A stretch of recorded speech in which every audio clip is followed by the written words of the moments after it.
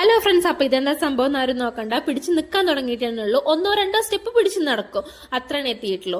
അപ്പൊ ഇന്നെന്താ പ്രത്യേകത എന്ന് വെച്ചാൽ ഇന്ന് എന്റെ പിറന്നാളാണ് കേട്ടോ. നാളാണ്, ഡേറ്റ് ഓഫ് ബർത്ത് അല്ല. ഇവിടെ പൊതുവെ നാളാണ് എടുക്കാറ്. ചിലപ്പോൾ നാളും ഡേറ്റും എല്ലാം മറന്നുപോയി. ഇപ്രാവശ്യം എന്തായാലും നാളെ ഓർമ്മയുള്ളത് കൊണ്ട് തന്നെ കുളിച്ചൊരുങ്ങി അമ്പലത്തിൽ പോവാന്ന് വിചാരിച്ചു. പക്ഷെ ഒരുങ്ങാൻ സമയം കിട്ടിയില്ല, കുളിക്കാൻ മാത്രമാണ് സമയം കിട്ടിയുള്ളൂ. അപ്പൊ നമ്മൾ എന്തായാലും അമ്പലത്തിലേക്ക് പോയിട്ടുണ്ട്. ഇവിടെ സ്നേഹ കൂടുതൽ കൊണ്ടുള്ള ചില പ്രശ്നങ്ങളൊക്കെ ഉണ്ട് കേട്ടോ. ഒരാളെടുത്താൽ അടുത്ത ആൾക്ക് അത് വേണം. എന്നാലും ഒരാളെ കണ്ടിട്ടില്ലെങ്കിൽ അടുത്ത ആൾക്ക് ഭയങ്കര സങ്കടമാണ് കേട്ടോ. എങ്ങനെയെങ്കിലും നാലുകാലം കുത്തിയായിട്ട് പിന്നാലെ മണ്ടും.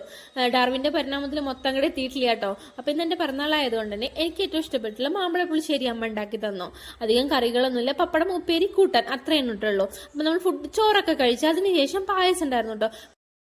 പായസം പഴപ്രഥമനായിരുന്നു കേട്ടോ. അപ്പൊ ഉച്ചത്തെ ഫുഡൊക്കെ കഴിച്ചിരിക്കുന്ന സമയത്താണ് വൈകുന്നേരത്തേക്ക് ബിരിയാണി ഉണ്ടാക്കിയാലോ എന്ന് വിചാരിക്കുന്നത്. അത്ര വലിയ ഗംഭീരമായിട്ടുള്ള ബിരിയാണി ഒന്നുമില്ല കേട്ടോ. ഞാൻ ഉണ്ടാക്കണം എന്റെ ബിരിയാണി. അപ്പൊ ഞാൻ ബിരിയാണി വെക്കുന്നത് നോർമലി ഉള്ള രീതിയിൽ തന്നെയാണ്.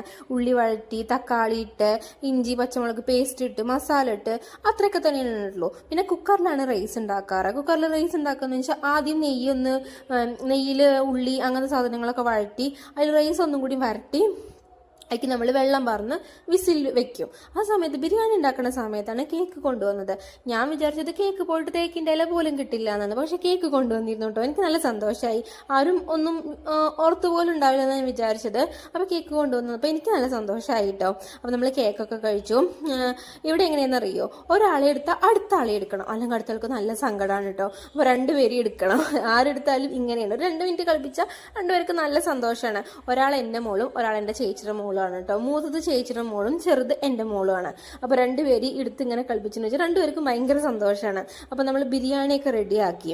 അപ്പോൾ ബിരിയാണിയൊക്കെ കഴിച്ച് നമ്മൾ വീട്ടിനടുത്ത് ആലിങ്ങലമ്മ അവരുടെ ഡാൻസ് ഉണ്ടായിരുന്നു കേട്ടോ. അപ്പൊ നമ്മൾ അതൊക്കെ പോയി കണ്ടു.